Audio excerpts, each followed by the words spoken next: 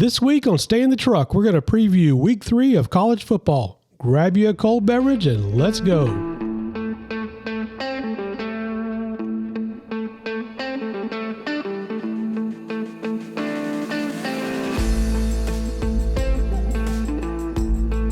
Welcome to Stay in the Truck, the ultimate podcast for sports enthusiasts and avid gamblers alike. Each week we'll provide you with invaluable insights, analysis, and tips to elevate your game. We can be found on all major podcast and social media outlets. See the show notes for details. Stick around to the end to hear this week's most boneheaded sports moments with our Stay in the Truck awards. So let's jump right into this week's show. Wow, what a week for college football. It was exciting. Good week. I was Roll thinking, Tide. wow. Let's get this show started right. Hey, listen, seriously, while we're talking about that, I've been telling y'all this is the third year I've been telling y'all. That ship has sailed, brother. I'm telling you, that ship has sailed. And they can at me and hate me and whatever. I'm just telling you. And it's not because I'm an Auburn fan, because we ain't got nothing for anybody. But that dynasty is over. They said that was Saban's first double-digit home loss as a college football head coach since 2003. And it probably won't be the last one this year. In 2003 at LSU? Is that where he was at? Yeah, Florida defeated LSU 19-7.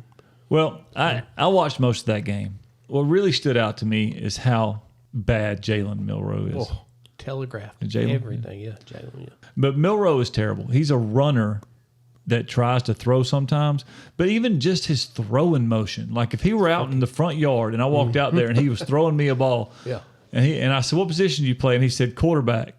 And I said, "Well, y'all run option?" I mean, you're like Georgia Southern, y'all running triple option or what? Paul Johnson? Paul Johnson recruits you? Yeah. I mean, there was just nothing there. He's not a quarterback. Quarterbacks they had it with Bryce Young. They had a guy that could control the game, manage a game.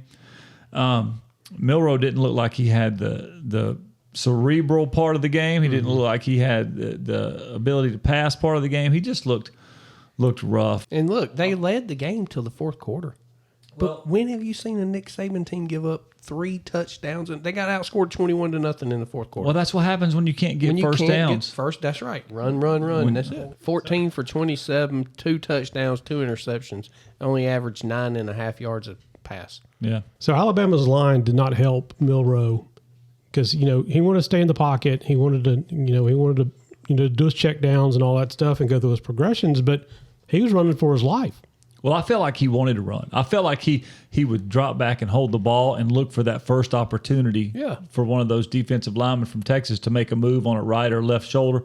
Read option, right? And without the option part, right? Yeah, I mean, so what we're saying is it exposed his inexperience. Yeah. And his, football IQ. Yeah. Right. And he got sacked 5 times. But because when he gets caught up in the rush, he doesn't have the ability to hang in there and actually go through the progressions and unload the ball. Right. He's not going to throw the ball away and save the loss of yardage. He's going to try to run it every time. How are they going to win 11 games with him quarterback? I'm not disputing the fact that he's not a great athlete and a great runner. Yeah. But he is not a quarterback. He's not an accurate passer. We know that. And I'll be surprised if Saban doesn't pull the plug on him in this next game. If it happens, very similar. This is the first time I've seen an Alabama team walk on the field, even though they led to the fourth quarter. I felt like they got manhandled. I felt like Texas was faster, stronger, more physical, and just physically dominated the line of scrimmage and the skill position guys. The skill position guys for Texas were coming up making plays. They were coming up hitting the running backs. I mean, they were coming up hitting Milroe. I'm not a Texas fan. I'm not on the bandwagon. I've always been a Ewers fan because he got a lot of press coming out of high school, and I wanted to see him when he transferred. I hate Ohio State, so when he left there, I was kind of rooting for him to leave and do well. That's all I have to say. I just couldn't believe how bad they got out physical. And by the way, their last 2 major home losses in Tuscaloosa were both by Ohio State transfer quarterbacks. There's your little stat. That's pretty good. Joe Burrow left Ohio State to go to LSU. He came to Tuscaloosa and won. Same with Quinn Ewers. Wow. Look, he only completed 14 passes. Think about that. Well, it says 14 of 27. Yeah. But I bet you he was 14 of 38. 38, yeah, because all the other, because half of the time those were pass plays that he ran on. So well, and he had a couple of passes that got called back over penalties as well. Well, that plagued Alabama last year. Right. Penalties, all. I mean, how many times did Burton score? Oh, yeah. Yeah, his first 2 scores were called back. Right. So I, as a team, Alabama still has a good team. As a team, they could have beat Texas. As a team, Saban's got to do something with Milroe. He's not the guy. He's so not Texas defense had 2 interceptions and 5 sacks. I think Texas is a better football team than most people are giving them credit for. And like you not mentioned, now. They're ranked 4th. They're getting the credit now. Yeah. So all you got to do is let's remember now. You beat Daddy Saban and you jump up. Oh, you jump up that. But this is a team coached by a coach that's never won 10 games in a season. If he's ever going to do it, the rest of the schedule is a cakewalk. Oklahoma, TCU, and Texas Tech are the only. Texas Tech will be the only one. I'd have the thought, and I don't even know where that game's at. But the over/under on the TCU game be 107. Oh my God, because TCU they are not good. Their defense is. It is not. They might as well good. just not put anybody out there. That's right. So I got a serious question. Does Bama still have a shot at the Natty? I told y'all before the season started. No, I'm telling you, it's over, man. No. Who they gonna beat? They gonna beat Georgia? No way in hell they gonna beat Georgia. Here's the only unknown. The only way that could happen is if Milroe gets pulled out of the game, and Ty Simpson is a freaking and their backup quarterback Ty Simpson comes in, and he ends up being the stud that a lot of people think he is. Absolutely. Like, so it wouldn't be necessarily a shock. It's not going to be the kid from Notre Dame, Buckner. It ain't going to be him. It ain't going to be him. But if Ty Simpson gets the nod and goes out there and takes advantage of an opportunity and shows out, the rest of the team is still good enough to play. Yes, they got out physical a little bit by Texas, but they were good enough to beat them with good quarterback play. So the one thing I did hate to see as a Georgia fan was A.D. Mitchell for Texas just tearing it up. Look, I'm going to miss him. So I miss him so much. We had former Georgia wideouts making plays on both sides. Jermaine Burton for Alabama. Yeah. So here's what's bothering me about this whole thing. We're going into week 3. Boys, we've only got 2 SEC teams left in the top 10 right now. Ooh. Yeah, I'm not. I don't look for Auburn to make that move this year. Our defense isn't good enough, although they did look great. Now, they played a great game Saturday night. Defense contained the edges. I did not expect that. But that being said, we're not a top 10 team. We're still a 5 or 6 loss team. Well, let me ask you this, Jeff. All right, so we touched on some of the teams that are our favorites and some of the big teams, and we got a lot more to touch on. But as far as the Alabama game goes, before we jump subjects, where did you have that game? Who were you leaning with? Did you bet Texas in the points? Yeah, Texas in the. I got 7.5. So you felt like that was kind of a lock for the weekend. I mean, I like Texas. Even you go back and look at the game last year. If Ewers don't go out in the first quarter, Texas who really wins that know? game. Yeah, I mean, so it looked like it anyway. Right. And I'm telling you, man, Alabama again plagued by penalties, sloppiness. They don't have a quarterback. The dynasty's over. Guys, this is the first time since September of 2017 that all Power 5 conferences have been represented in the AP Top 5. It's kind of exciting as a football fan in general. I mean, I'm an SEC fan, I'm a Georgia fan, but it's kind of neat to see them mix it up a little bit. But you can, you can thank the portal for this. You can thank the portal and the NIL deals and everything going on. I don't like what it's doing to football right now. It's making it exciting because it's all kind of new and fresh, but at some point, they've got to get some parameters on this shit. I mean, these kids jumping back and forth from school to school, and there's got to be some sort of rules put in place that limit how many times you can go into the portal. I mean, we will have content this spring when we can have portal content because it's every day. Get nuts. It's something else every day. But it's got us talking about teams like Miami and Penn State and Texas. Colorado. Yeah, I mean. Oh, my God. I expected them to be 0-2. I'm about to lose money on those assholes. For like they're already 2-0. First 6 or 8 games at least. They'll all start falling by the wayside one by one, boys. Next week, son, they go to Oregon. watch out. All right. Put your damn belt on and your big boy britches in. Well, let's, No. We got Colorado State next. No, next week. Oh, okay, gotcha. Yeah. 23rd, that fantastic. Shit, I'm coming 23rd. in 3-0 on this bet. Oh, my God. They're about to do work on Colorado State. I'll be up 3-0. I'm done. I'm just gonna have to Venmo you the money now. I just got to grab 2 more. Well, All right. let's talk about the Colorado game, guys. So that Deion hype train is still rolling. Well, Shador looked good again. He did. I mean, he's at 900 yards and 7 or 8 touchdowns through 2 games. You know, here's the deal, though. What's the Heisman odds? He's got to be the favorite at this point. Well, he went from 201 to 101 to 20 to 1. I think he's right there around hovering between 10 and 15 now. So, so he's still a good get then. Jordan Travis is the favorite. Right.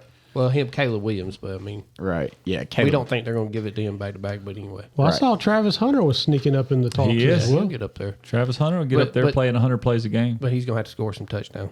Yeah. And Shador's going to have the ball in his hands all the time. Well, the one thing like that first game against TCU, the stuff that Travis Hunter is not going to get credit for in the Heisman race is TCU, was it an interception or a Yeah. fumble that they were running Down downfield the goal line. and Travis Hunter hawked him down Yeah. and prevented a score, and the next play picked the ball off.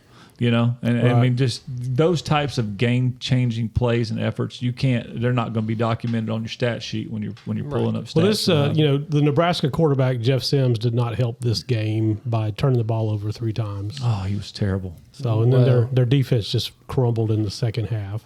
Yeah, but here's the problem for Colorado. When you give up 222 yards rushing to Nebraska, and you know you got Oregon coming in 2 weeks, and Bo Nix, it'll be good Bo Nix. He'll be at home.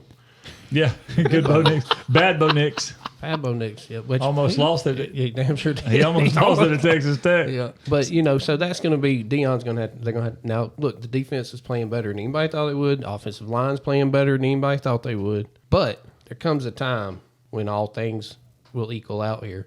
And listen, we know Nebraska's not good. We know that, right? And we found out TCU has no defense whatsoever. They're probably going to score like they always do. Yes. So I'm not going to take anything away from Colorado. Okay. I mean, Shador's already got 900 yards passing, and God, I don't know what 30 touchdowns now or whatever it is. But Yeah, I was a naysayer.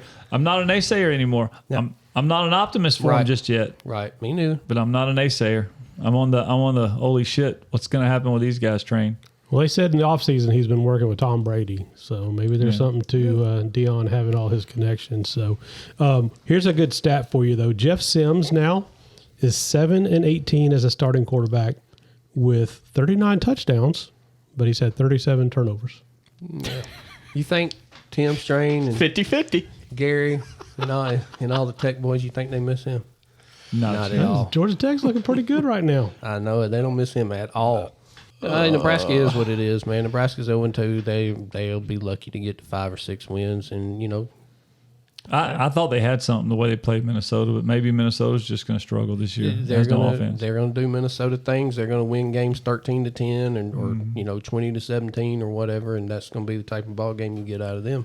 Well, all the rest of our top 5 teams, Georgia, Michigan, Florida State, Ohio State, USC, they pretty much had the weekend off. They played some intramural teams this weekend. Well, we still got to They talk all won about by about Georgia. 30. Got to talk about Georgia just for a minute. Yeah. Well, I mean, let's talk about Beck, and let's just look. And I know we'll get into this when we do our dog show, but hey, Carson threw for 283, 23 of 30. He did have that one pick, but all in all, it was a good game. He read through his progressions. I didn't see him staring down his No. receivers quite as bad as he did in that first game.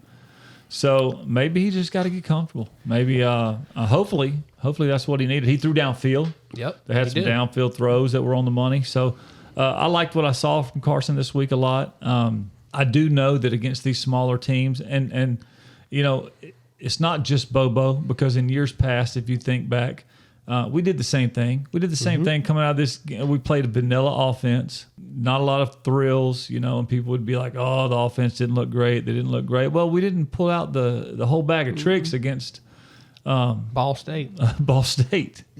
So I feel like a lot of positive things came out of it, and I feel like Beck is gonna. It creates a perception, right? That, Georgia's off to a slow start. I mean, we didn't get a touchdown until the second quarter when Muse ran back a 69-yard punt return. And then you got 4 that quarter. But then he lit everybody up. But I think they needed the excitement. You know what I mean? Sure. It's almost like they needed the excitement of something to happen. Yeah, I mean, I'll tell you what's most concerning to me, though, is the offensive line. I thought we were going to come out and dominate, be everything, all that in a bag of chips, and we were only able to rush for 99 yards versus Ball State. Yeah. We didn't rush for that many versus UT Martin either. I want to say it was 125, 150 or something like that. So you would expect us to be pounding the rock. Now, I did hear UT Martin was really loading the box the first half, and they were just intent on stopping the run and making Carson Beck pass. But Carson Beck's got a 72% pass completion rating, which is not too shabby. Yeah, I was just a little befuddled and surprised that we can't run the ball on these guys yet. So, Roger Robinson looked great. Oh, he's a beast, dude. Dylan Bell, that's right. The receiver converted to running back, might have been the most dynamic player on the field. So Georgia played 3 different quarterbacks. They had 11 different receivers for a total of 400 yards passing. And I believe that number come out at 42.5, and y'all see what that final score was. They put that field goal in there in the fourth quarter, and I think it went off at like there were 46 favorites when the game kicked off. So either way you go, if you would have took the points, you'd have hit either way. But it's hard, man, covered in big spreads. They don't build them casinos for free, Jeffrey. That's right. So, Jeff, you pointed out last week on the Dog Show, our sister podcast. If you guys haven't checked out the Dog Show, please do that. Jeff was talking about one of the concerns that he had against UT Martin was the number of sacks that the Georgia defense had put up. Yep. Well, guess what they did this week? None. 0 sacks. See? Against Ball State. So that is a happen? Question. They're not showing any blitz packages. I guess not. They're bringing the 3 or 4 down defensive linemen. They're watching the run. They're filling gaps. It's part of the plan. They know that if they ever felt like they were in trouble against Ball State, the dogs. They were going to bring in the dogs, son. You didn't got to worry about that. What did those guys score? 3 toward the end? Yeah, they kicked a field goal there in the fourth quarter. They didn't have to. Yeah. And that's why. But as a bettor, this is what will kill you. Georgia scores nothing in the first quarter, 31 in the second quarter, 14 in the third quarter, and nothing in the fourth quarter, and you get beat by half a point because of one damn field goal. Well, what about if you were betting Tennessee Austin Peay and you went into halftime at 13-6, or the Clemson game? What was that score? 20-17 at the half. Yeah, and they ended up beating them like 66-17 or something at the end. But that was another crazy one yet at the halftime though. T. Real quick, when we did our preseason preview shows and we talked about Notre Dame. Yep. And we said those first 2 games were going to be laydowns, and they would get a little bit of pushback from NC State. Notre Dame went up there and put it on NC State, 45-24. Is Notre Dame for real? Are they legit? Anybody want to give Notre Dame credit? I do not think NC State is good though. You go back and look at the game they played against UConn. They end up they struggle with UConn. But we said that UConn gotten some transfers out of the portal, and NC State. We actually said that NC State wasn't going. I predicted they wouldn't cover that game. Here's the deal. Notre Dame literally has one more practice game before we really find out what's going on. On what date? You know what happens on September 23rd? Everything happens on September 23rd. The whole face of college football will change September 23rd. Septoni 23rd. So who does Notre Dame have that game? Ohio State. Oh, okay. But it is a home game for Notre Dame, so that always helps them a little bit. But the next week they got Duke. Oh, yeah. I love that really Duke quarterback. Right Duke might Riley Leonard is for real. Riley Leonard is for real. And so we have a motto at my house. I actually have tennis shoes. My workout shoes say "Don't suck" on the back of them, right? And when I'm coaching, I tell the kids, I say, "Listen, this is my speech to get them all hyped up right before they're about to do something." I say, "You got one job." They say, "What's that, coach?" And I say, "Don't suck." Riley Leonard's mom every night before their games sends him a text. You know what her text says? Don't suck. Says you suck. And he actually wears a wristband that says "You suck" on it. That's pretty good. That's fantastic. So when I saw that, he kind of instantly became my favorite player this year. Well, I mean, I'm pulling for Duke. I ain't gonna lie to you. I'm pulling for him, especially you You beat Clemson. Yeah, I mean, Duke's got Northwestern. That should be a blowout. They're favored by 18.5 there, huh? I think they're going to be 3-0. Well, you liked the over in them on their season win total, so yeah, you were the only one that was beating that drum. Yep, I was all about regression, man. Yeah, you were. You were singing the regression song, weren't you? Yep. You said that they do have some ridiculous schedule there, right? It's like number 46 in the nation or something like that. Whatever goes from being they didn't play any teams in the top 25 or whatever it was to playing like all these teams this year in the top 25, and the strength of schedule went up by like 64 points. So, yeah, I remember there's a big hoopla about that. Yeah, but all them numbers is great for our preseason stuff. But as much as these kids are moving and teams are getting new players and all that, I don't. Yeah. I mean, it's great to do all that in the preseason and talk about it. I mean, it's the facts, it's the numbers.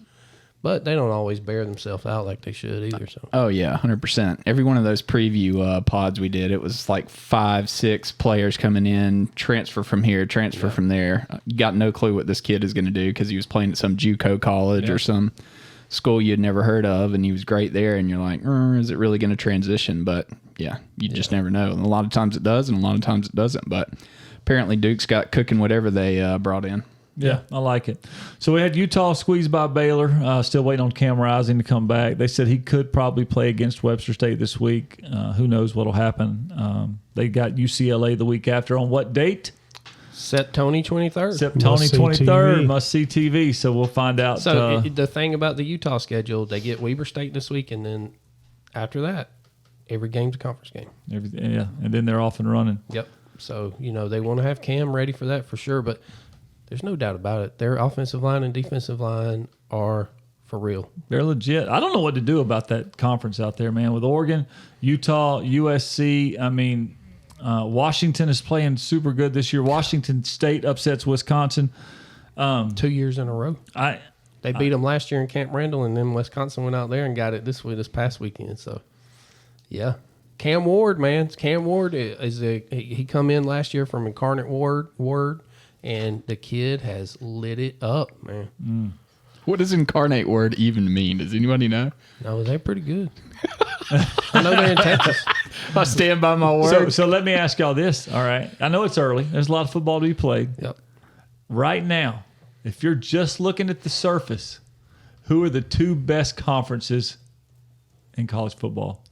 One of them's got to be ACC. And then the other one's got to be, I'm going ACC and Pac-12. Me too. I'm right there. I can't believe I'm saying it. I can't either, but it's got to be those two. Right now, the two strongest conferences in college football are the fucking ACC and the fucking Pac-12. But, well, listen. Okay, here's the deal with that. How good is Texas? I mean, seriously. So, if Texas and Florida State played right now, Florida State would be like a 4 to 5 point favorite, depending on whose numbers you're looking at. Yeah. Okay. Would they? Yeah. I mean, I feel like they would, but I think it'd be more like 2.5, 3. Probably be a little closer game to that. As long as Texas played like they did against Alabama. Now, they were sky high for that, no doubt about it. But Florida State now, those boys are, and they are for real, man. They are going to put points up on whoever they play, whenever they play them, wherever it's at. That's just what's going to happen. And the thing with LSU, like we talked about, their defensive backfield is not good at all. The worst it's been in 20 years. It was bad last year, and I think it's worse this year. How good is the SEC West, though? I mean, ugh. Oh, my God. Let's talk about the SEC West. They are a fucking dumpster fire. What is going on? You see, what had happened was Alabama loses to Texas. Outside of that, the rest of them are get their brains beat in by the ACC. LSU getting drummed by Florida State. Yeah, there's big time problems over there. Now, look, Kiffin and them pulled that win out against Tulane, but that was with a backup quarterback, and they were down in that game for up till right past halftime. They were trailing in the game. They were struggling, and they went on. What was the fourth and whatever they went for and got a touchdown. Fourth and three to convert a first down, and they ended up scoring. All right, so let's since we're on the SEC West, Jeff, who did you have as your comeback team of the year this year in college football? Auburn Tigers. Joker Jimbo. Joker Jimbo was on that list for Jeffrey. Look, you need to pay this man his $75 million and get him the hell out of your program before he just ruins it and drags it all through the mud and down to the ground. I just think Jimbo and Mr. Go Tigers need to go and get a beach house together somewhere and live it out with their billions. Jimbo is there's no way he survives this season. If this thing turns into the dumpster fire that it very well could turn into, like with the quickness, Bobby Petrino would be the head coach. Maybe by game 5 or 6. Who brought Petrino in? Do you think that Jimbo brought him in, or do you think that? I think they probably told him, "Hey, you got to get somebody in here." Do you think somebody else because, said, "Hey"? Look, he signed. He was on the UNLV staff, and then he signed with them early this spring, and then Jimbo called him, and he left UNLV to come over there. I'm sure he come over there knowing that if something goes down, he's got to be the man to take over. So did they get a new defensive coordinator this year as well? DJ Durkin, man. They paying that joker like God. He's like the highest defensive coordinator in the country. That's what I thought. And for that, give up, Tyler Van Dyke had 374 yards and 5 touchdowns. So that was the story then, right? Yeah. Jimbo screwed up. I got to find answers. I'm going to bring in a new offensive coordinator, new defensive coordinator. It was all their fault. These guys are going to make it right. And here we are again. What's so funny, Mario Cristobal did the same thing at Miami. Right. Got rid of the offensive coordinator, got rid of the defensive coordinator, brought both of them in. He must have transferred in somebody. He got the 2 right ones, right? Yeah, he got the right Bimbo ones. Jimbo. Well, Jimbo's got UL Monroe coming up, so they'll get a win this week. And again, guess who they got on September 23rd? It's those Tiger War Eagles. Yeah. Oh, is it Auburn? Yeah, that's right. It is 23rd. Tiger War. It's those Tiger War Eagles. Yeah, that's 12 o'clock ESPN game. So yeah, September 23rd, we're gonna find out. War Damn Eagle. We're gonna find out who's ready to play in the West. Well, I mean, I'll tell you right now, I'll be on Auburn getting the points. They're playing on the road at A&M. We'll be getting at least 5 or 6. I'll take that. I mean, I would take it all day long. What could it hurt? What was Texas A&M favored versus Miami? I saw it 4. What come out at 6 or whatever. It wasn't that bad then. But the bet on that game was that total. The total just kept getting bet up and up and up, and it just, hell, they scored 80 points, 81 points. So is Miami legit? Nope, they're not. Tyler Van Dyke is, listen, he was hurt last year, so it's really hard to tell what they had last year. And they did get a lot of new kids in, like we talked about in the preview. He's got two new coordinators. So I don't know if they're legit. I want to see them play North Carolina. I want to see if they can slow North Carolina down. Can't wait till they face off against Florida State. They've got Clemson after North Carolina as well, but who knows how that's going to go this year. Probably not the way we thought it was. No. Did you guys catch the ending of the Utah game? I did not. Utah had a great game against Baylor. Well, no. Against Florida. So they beat Florida. Yeah. And so they were actually losing to Baylor, and they came back and scored 2 touchdowns in the last 2 minutes to pull the game out. Yeah. Baylor went and got their ass kicked by Texas State. Okay. So I was betting Utah hot and heavy on this one. I thought Utah was just going to come in there and boat race them, and that was not the case. They almost lost, like Tony said there. Didn't cover. They were giving up 7.5. They didn't cover. So we'll see, man. Utah, like I said, Utah's game, their season starts next week. That's when all the Pac-12 starts. We'll see what they do. And then I don't really know Baylor. To me, I think head and shoulders above everybody in the Big 12. I think Texas proved that this past Saturday night. So I heard Chris mention it briefly earlier, but when's Cam Rising due back? Do we know? They say he could go this week, but I don't think they're going to play him. I read that just because they're playing Weber State. Well, I think that I was telling Jeff, I definitely wouldn't want to risk him getting hurt. If you wanted him to see some live action, game speed action, maybe bring him in the first quarter for a series or 2 and then pull him back out, But, they got UCLA coming. Is it UCLA the following week? So that's going to be a big game for Utah. They're going to have to be ready for UCLA. That conference out there, man, they got some good teams. Let's see what we got. Let me look at this Miami schedule. Oh, they play Bethune-Cookman. And then Temple. So they don't really have anybody until they face North Carolina, Clemson, Virginia. And really, Miami's got a good shot because North Carolina struggled with App State. Miami's got a good shot to roll into Florida State undefeated. You know that? Georgia Tech always gives Miami a hard time. fits always. So that's going to be an interesting game. Now, they do get them at home, so, for whatever that's worth. But like I said, the week after that, they got to go to North Carolina. So that will be very interesting just to see how good that defense. I think their defense is better than I'm giving them credit for. I think that, Mario sewed up a lot of loose ends over there. Could you imagine 8-9 games into the season, an undefeated Miami facing off an undefeated Florida State? Well, if you had an undefeated Miami and an undefeated Colorado, just the fans of Dion having to hear that they're undefeated and the fans of Miami having to hear that the U's back, I don't know what we would do. Oh, my God. I mean, it's a good thing we don't feel we're back in calls. the 80s, right? Oh, my God. Yeah. In the early 90s. Go get my starter jacket back out. Yeah, Miami's got a lay-down schedule, though, other than Clemson. Yeah, I don't know. North Carolina's a good team, but I just ain't ready to jump on that train yet. No, because App State, if North Carolina was elite of elite, they wouldn't. They wouldn't have had to. They wouldn't have had to go to 2 overtimes with App State, and should have lost. Yeah. Quite honestly, should have lost the game. Anybody got any NFL news I want to talk about? I didn't really watch. Justin much. Fields still sucks, and all the ESPN announcers still want to say he's a top 5 quarterback in the NFL. Yeah, the Cowboys had 7 sacks last night. That was pretty impressive. Do the Giants suck or are Cowboys good? I think the Cowboys got an elite defense. I don't know if they're going to. They probably got the best defense in the league. Pittsburgh got that Yeah. ass handed to them by San Fran coming into town, just drumming that ass. But TJ Watt had 3 sacks. Good for him.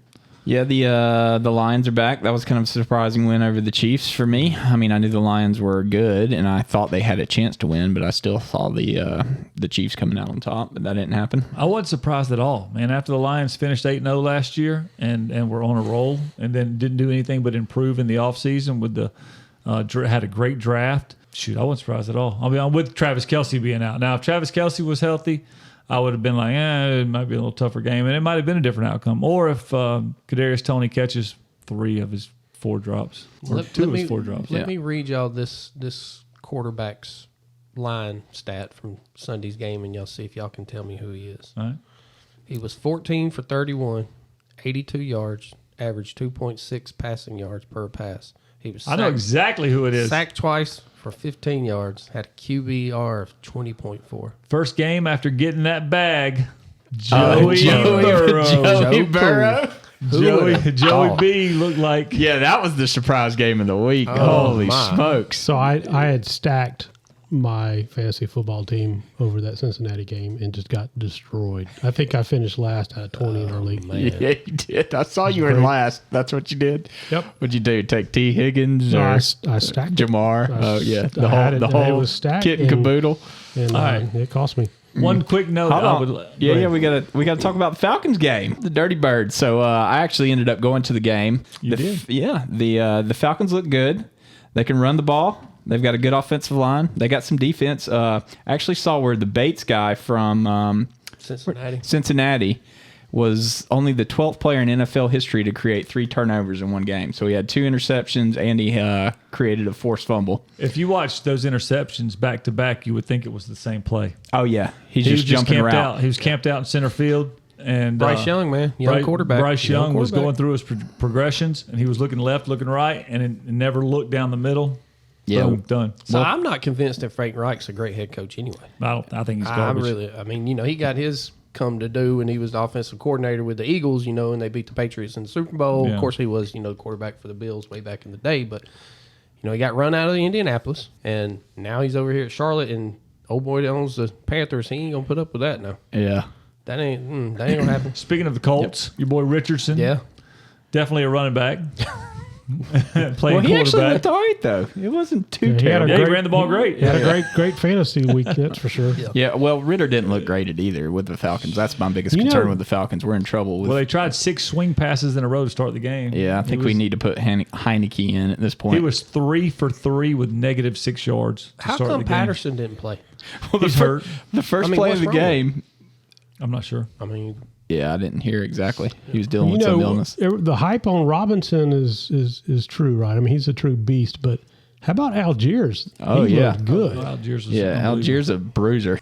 Real quick though, here's a stat I went through this morning. Right, I started noticing some trends yesterday with some of the games, so I pulled up and I ran the team stats this morning. I went through every game on, and every team that won yesterday, with the exemption of the Miami Dolphins, who won with 1 minute left in the game, had they controlled time of possession, or either it was almost dead even, and every single team that won had almost a 50-50 or higher running rate with their plays. They mixed up their plays with running and passing. Every team that tried to pass 60, 70, 80% of the time lost yesterday. The teams that controlled the clock, the teams that ran the ball, all of them won. And even Miami, theirs was only off a little bit. Like, they ran the ball a good bit, so it wasn't like it was super lopsided toward the pass. But they beat the Chargers with a minute to go, but even the Chargers had a very split 50-50. And with Justin Herbert, sometimes you see 40 passes. Miami had 20 rushes and 28 passes. So, it wasn't that really far off, right? So, but 466 yards for Tua. Tyreek Hill, MVP. Tyreek Hill, 215 yards on 11 catches. Yeah. Can Tua stay healthy this year? No. I hope so. I got him in my fantasy football league. So. No. Well, ex-Falcon Fingers crossed. Calvin Ridley showing out. Jacksonville. Yeah, at Jacksonville. So I'll tell you another good game was that Eagles New England game. I mean, holy smokes. Yeah, man, the Eagles were up big, and then they punted it away, or they got an interception. New England comes down, scores within 2 minutes. There's that pass over the back of the end zone to, I can't even remember the guy's name, but Kendrick Bourne looks like he's going to be a star for New England. And then Eagles get the ball back. Jalen fumbles, and New England's driving right back down the field again until that guy can't toe tap and get his second foot in there. But that's Boutte from LSU. That was the second time he did that yesterday on one of them sideline passes. Couldn't get the second toe down. Yeah, I mean, they're from 30 yards. I'm thinking New England's about to win this game. Like, how in the hell did they just come back? They were down 11 points with like 4 minutes left in the game. Well, Slay's pick six helped them get out to a good start early in the game too. And that kid that the Patriots drafted from Georgia Tech in the second round, the defensive end, he played great. Did he? Yeah, he played really good. Belichick can get him some defensive players now. He recognized them, doesn't he? He picks them out. But look, something else about the Tua deal. Yeah. No sacks. No sacks. Chargers recorded 0 sacks yesterday. Well, we'll see what Glass Joe has to offer when somebody hits him. Tua's not staying healthy, by the way. No, he'll be done. Easy. Even though he took judo and all that other stuff this offseason, it's just... He's probably showering that O-line with gifts every week. Before we get back into college football. Here's some new golf bags, guys. He lost a fumble. I did hear that, so he had to get hit somehow. Before we get back into college football, let's just give a shout out to my man Baker Mayfield for getting a win in Tampa Bay with the upset. That's another one, the Vikings. God. Oh, my gosh. Kirk Cousins. Whoa. Super good dude. Super lucky last year to get all those wins. All of them were by like one score. Super good dude.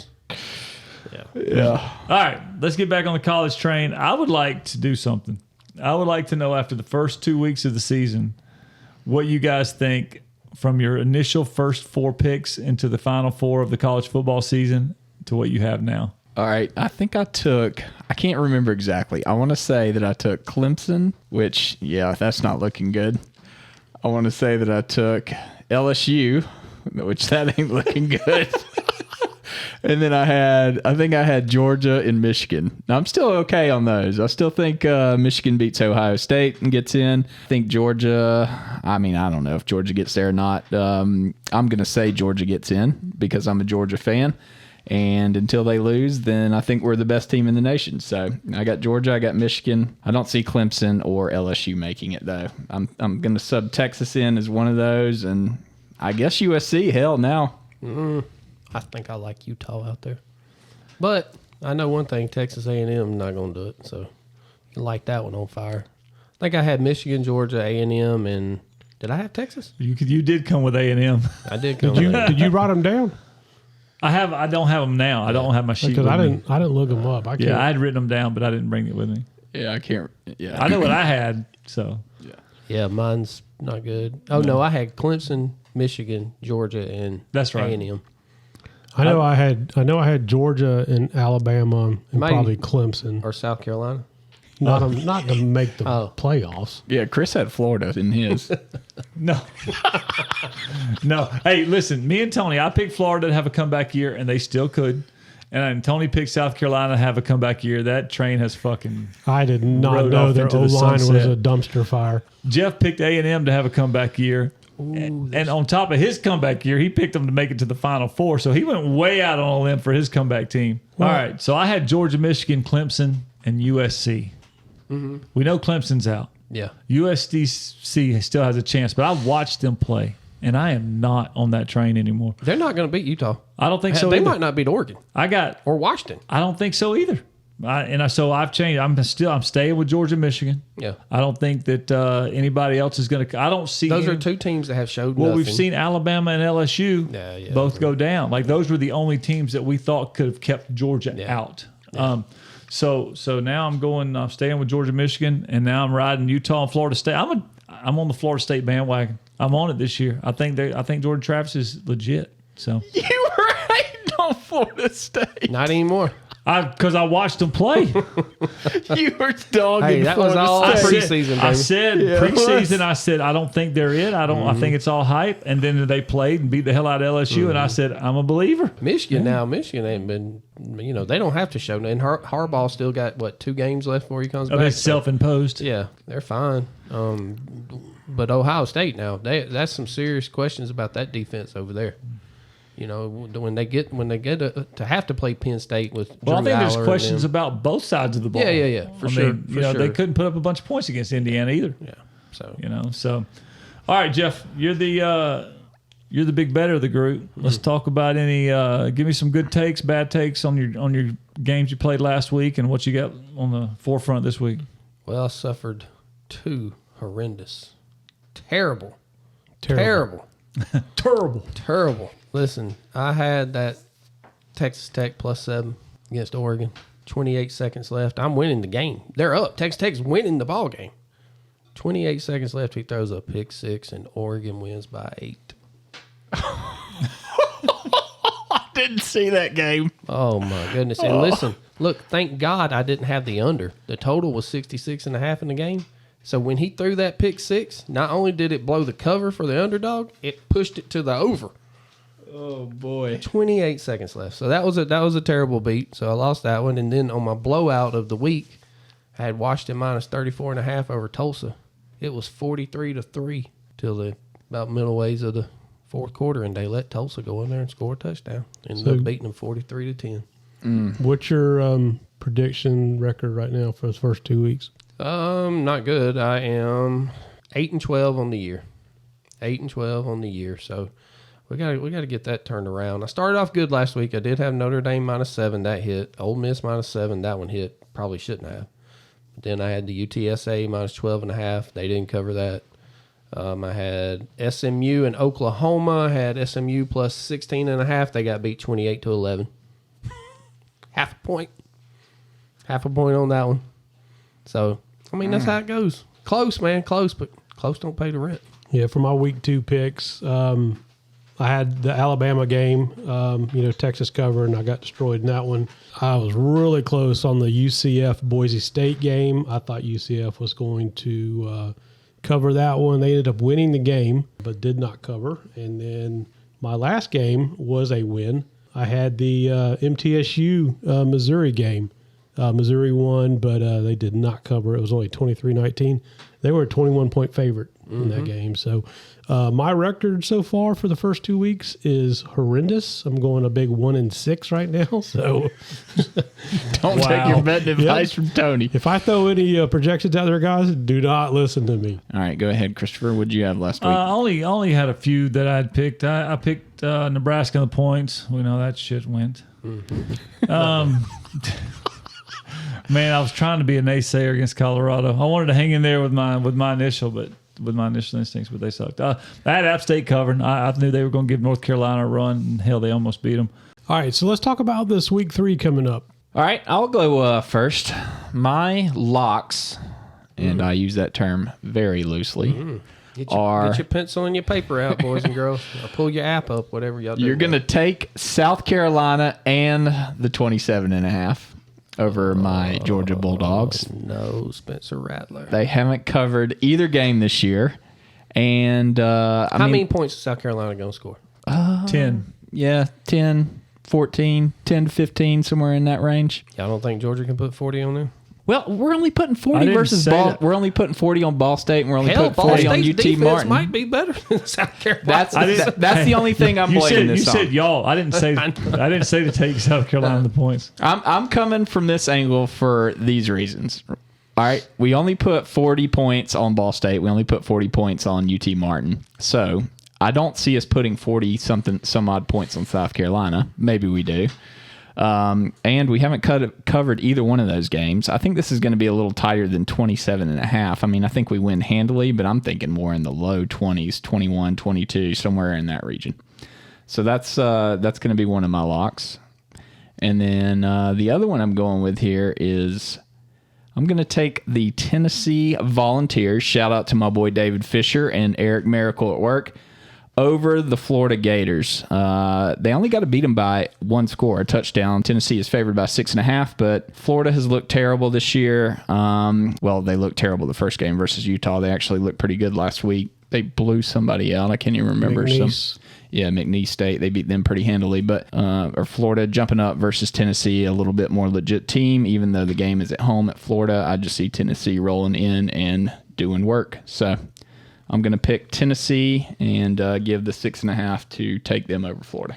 I wonder about Tennessee, how long they're going to let Joe Milton quarterback before they've had enough and they won't. Nico. Yeah, they want Nico in there. I think it's a possibility. I mean, not that they'll do it against Florida, but. So where's this coming from? Because I'm not as keen on Milton's stats as you are. He's just not, he's just doing the same thing he's done his whole career. Super inaccurate. Throw the hell out of the ball. He ought to be pitching somewhere. Yeah. Hell, the Braves could use him. Like he doesn't make plays. He's definitely not Hendon Hooker by no means whatsoever. I just think that he's slightly better than Milroe. Yeah, slightly, and that's probably because he's had more experience. But that's because he has a better throw in motion and can throw the ball further. Look, guys, and that's it. He's 42 of 63. That's 67%. He's averaging 6.8. He's got 4 TDs, no interceptions. He's got a 144.8 rating. Well, as long as he's not turning the ball over, he's not doing too terrible. They're not going to be making a bunch of noise until he starts costing them games and turning the ball over. Well, he better have a good week this week. Florida is not Austin Peay or McNeese. I can tell you. Yeah, you're right. Tennessee has not been tested at all. So I have a good stat for you guys. The Volunteers have not won at the Swamp since 2003. What? Well, is that the truth? 20 years? Holy smokes. Well, they had. I would have never believed that had you not brought that up, Tony. Tennessee beat them in Tennessee last year. Right. And that was like the first time, though, and for a long, Florida had been having a number or something. I would have never guessed that. Yeah. All right, maybe I should backpedal, but I'm going to stay tight. I owe my boys at work a Tennessee pick, so Tennessee over Florida for me. So I've got 3 picks this week. So same as Josh, I've got Tennessee to cover. The Vols ranked 4th in the FBS with 257 yards rushing per game. And Florida's defense looked pretty bad against Utah, so we'll see if that continues. The next game I had was the Florida State Boston College at minus 27.5. Florida's favored. I actually have Boston College to cover. The Seminoles have lost the last 2 road victories at Boston College, where the combined total was 10 points. We'll see how that one goes. And then my last one for this week, Penn State versus Illinois. Penn State's on a roll right now, and I've got them to cover. So the Illini are averaging 224 rushing yards per game against them for the last 2 weeks, or the first 2 weeks, and so that ranks 122nd in the FBS. So. All right, well, since Tony's 1-6, I'm going to make my first 2 picks opposite of his 2. Hell, you ought to call them all 3. So I'm pretty much right at even 500 this year. So I'm taking Florida State, and I'm taking them to cover. I'm taking Florida State to beat the dog shit out of Boston College. I think it's going to be a walk-off grand slam for them.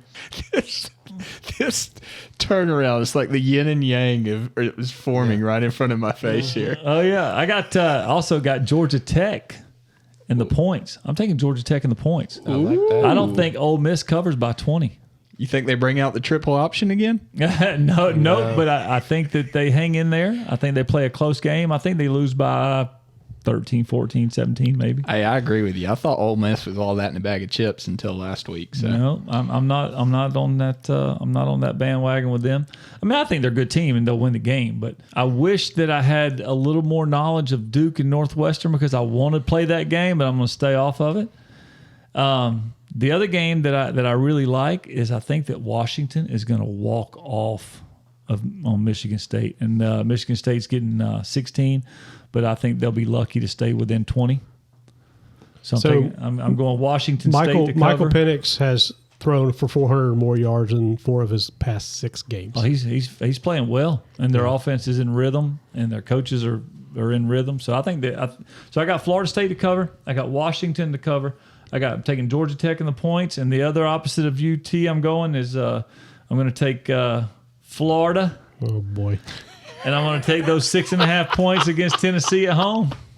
Well, they haven't won there since 2000, so 2003. Yeah. So I do have a. I'm going to throw out an upset alert. You heard it first. I've got Georgia Southern going into Wisconsin with an upset. Oh yeah, Georgia Southern's playing well this year. Last year they went on the road and they took out Nebraska. I think this is going to happen for them. See, I could jump on that train if Wisconsin just didn't get upset. That to me kind of changes focus. So not that the 19.5 isn't a lot, but if Wisconsin would have went up there and just rolled Washington State last Saturday, then I could definitely see, buy what you're selling a little bit more than I can now. I don't know, man. I think they're playing with doubt now. I don't know, man. Luke Fickell, if he can't get this team focused after what just happened to them, then they got some serious issues up there. But that whole new offense they're running too with Tanner Mordecai and Phil Longo calling the plays, it's a whole new deal. It's not the old Nebraska what they used to do. So they're working through all this. But let me tell you, that game was. It was close for a little while, but really Washington State put it to them. That was really surprising. Yeah, sometimes it's fun. If you're not watching the game, you don't realize the score doesn't represent. The box score doesn't always, you can read into that. Why is everybody running from Colorado State in the 22.5 they're getting? Not me. That's a lot of blows. All right, Jeff, what you got? Well, I'll be honest with you. This whole card is kind of ugh. It really is. It's always about like that. Week 3 and 4, it's always kind of, they're getting ready to go to play conference games and stuff, so... the first one I do like, UMass is traveling to Ypsi to play Eastern Michigan. Or Ypsi. How do we figure out what did they say? The biggest penis in the world. Yeah. Salanti. Ypsilanti. Yeah, there you Ypsilanti. go. And Eastern Michigan's laying 9.5. And the UMass quarterback, Pumachan, he's still banged up. So I'm going to lay that 9.5 with Eastern Michigan. In my second game, Florida International is traveling to UConn to play the Jim Mora Huskies. Now, the Huskies did not look good last week. They looked okay against NC State. They hung within the number. But I think they're going to rebound this week. I'm going to lay the 8.5 against a team in FIU who absolutely, they don't even know how to pass the ball. Like, I need to go back and look at the quarterback. But he was the one that the first week, the quarterback for FIU in week 0, he only threw the ball 3 times. And they hadn't really improved since then. So I'm going to lay the 8.5 with UConn. Now, I've been looking at these blowout of the weeks because I want to get them right. And that one we got beat last week late in the fourth quarter by Tulsa, putting up the late touchdown on So you're what? Washington. 3 for 4 right now? 75%? Yeah, on the blowouts. Yeah. But I think I'm going to go back to the well, and I think I'm going to take Oklahoma on the road at Tulsa. And I'm going to lay the 28 points. And I think it's going to be a woodshed. Tulsa is not good. They cannot score, and there's no way they can keep up with Oklahoma. 55-3 type very of game. well, yeah, very well could be. And I do lean. I want to see that. I want Georgia Tech to get to 21. If I can get a 21, I don't think we're going to see it though. But if I can get that 21, I'm going to take Tech in the points, and I'm probably going to end up taking them at the 20 anyway. So, like I said, man, the card is not all that. It's kind of a vanilla week. Yeah, it really is. Because conference play is about to start. So. I got a game that I think is going to be pretty good, and I didn't make a call on it, but I want to know what you think about it. What do you think about Kansas State, Missouri? K-State's given 5. Yeah, well, again, I was just looking at the Missouri stats from last week. They're broke. I don't know what's going on with the offense, and Drinkowitz. That's kind of he's got to get that figured out. But even against a decent defense, K-State's probably going to score close to 30. I would think so. And if Missouri can't score they're going to come in the teens. Yeah. I mean, I think K-State -5 might be a solid bet. That number seems low though. Like is somebody hurt? Like on somebody Kansas knows State something. or Yeah, it does because who's Missouri beat this year? South Dakota Coyotes and MTSU. Yeah, Middle Tennessee. barely. Yeah, barely. And I thought that was going to be a blowout. That was one of my what I thought was going to be a lock last week. Yep. So yeah, I think that's it. I would like to, take the UNLV plus 3.5 over Vandy, but I don't know. I don't think Vandy's very good though. Wake Forest really had their way with them after the first quarter, which that game was delayed for. There were so many games delayed last week. Yeah, them early games for one of them. It might have been the Vandy and Wake Forest game. It was like it was delayed. Also, 6-hour delay or something. Talking about the weather though, this week the hurricane possibly heading up towards the northeast. Yep. There could be some impact to some games up there. So. Well, it got the Florida State. Everybody started betting the Florida State total. The total come out at 54.5, and they've already bet it down to 48.5. And that's just happened in the last couple of hours. So they're looking for weather up there. The line come down from 28 to whatever it is. I think it's 26.5 now. But in Florida State, I'm like Chris, man. I think that, goodness. Until I see something different, how's Boston College going to stop them? I don't know. They can't. It has to be a monsoon or something, right? They're not going to be able to stop them. It's going to be they're going to have to fall over themselves to stop from scoring every time they get the ball. Yep. Yeah, you got a couple of games like Penn State and Illinois. Penn State's laying 14.5 on the road. I don't want to do that. And Illinois is not that good. Ooh. They haven't played that good. How about this Houston game? Colorado's defense isn't terrible, and TCU put up 40. 42, right? Yeah, it's 45-42. All right. Houston is not very good this year. Houston squeaked by Rice, squeaked by somebody else. TCU is only given 7.5 to Houston. I'm leaning TCU by 17-20 against Houston. What did TCU do in their second game? They lost to... They're 0-2 right now? No, they won. Last week. Okay. They beat somebody 41-6. Okay, something. All right. I do want to take a moment to give a shout out to a local boy here, Demetrius Knight with the Charlotte 49ers. Demetrius had a heck of a weekend. He had 4 solo tackles, 3 assists, and then he had a pick 6 against Maryland. So, way to go, Demetrius. Attaboy. All right, guys, let's jump into the Stay in the Truck awards for this week. Who wants to go first? Sure, I'll go first. So my Stay in the Truck award this week does not go to a human being, but rather a electronic device. So there's a brand new scoreboard at Carter Finley Stadium. It costs $15 million. That's the North Carolina State Wolfpack's new scoreboard. It's 166 feet wide. It's the 11th largest in all of college football. It contains 75 audio speakers and 6.6 million pixels. And apparently, they forgot to plug it into a surge protector because in the first quarter, the lightning storm comes in and crashes the board, and it doesn't come back on. So, new scoreboard at NC State. You should have used a nice surge protector. Stay in the truck. Stay in the truck. Stay in the trucks. All right, I'll jump in here. My Stay in the Truck award.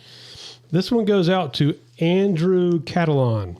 So Matt Ryan made his debut this week in CBS's broadcast booth Sunday for the game. It was the Minnesota Vikings and the Tampa Bay Buccaneers with Andrew Catalan and Tiki Barber. During the halftime, they were talking about the game, and Catalan says to Matt Ryan, he said, "We were just chopping some burgers at halftime, saying this game feels like it should be 28-3 in favor of Minnesota. Why is it still 10-10?" Got him. So Ryan shook his head, and as you know, Matt Ryan's always professional. He looks at the guy, and you could tell he was pissed, and he kind of blew it off and replied, he goes, "Due to turnovers." but you could tell he was super uncomfortable. So it was a pretty classless move by Catalan on Matty Ice's first day on the job. By the way, Matty Ice is still a free agent if anybody's out there looking. But yeah, so Catalan got blown up by all the Falcons fans and everybody on the social media. So get off my boy's back, Andrew Catalan. Stay in the truck. Stay in the truck. My stay in the truck through the first 2 weeks of the college football season is the fucking SEC. Oh. The SEC right now, we've had Vanderbilt lose to Wake Forest. We've had LSU lose to Florida State. We've had South Carolina lose to North Carolina. But we are getting our ass kicked by the ACC. Have you seen, I don't know, have we even beat an ACC team yet in the SEC this year? Not that I can know, not that I can name right now. No. So until the SEC can wake up and beat some ACC teams, stay in the truck. Well, I'll do the obvious. I will do the Mel Tucker. Man signed a 10-year, $95 million contract extension 1 year after signing with Michigan State. He's only 20 and 14. I don't know what he's thinking, but he decides he's going to have sexual innuendos with Brenda Tracy, who was a prominent rape survivor and activist, which makes it even worse, I guess, if it can be worse. This says Mel Tucker made sexual comments and masturbated without consent during a phone call with Brenda Tracy, the prominent rape survivor. And does one have to give consent for one to masturbate while on a phone call? So, Mel Tucker, I know you'll be in Athens next year, or the year after. I know you'll be back over there on the sidelines. But until then, stay in the truck. Stay in the truck. Stay in the truck. Stay in the truck. That's it for this week's show. We really appreciate you tuning in. Please remember to like, subscribe, and leave us some comments. Let us know how we're doing. Stay in the truck.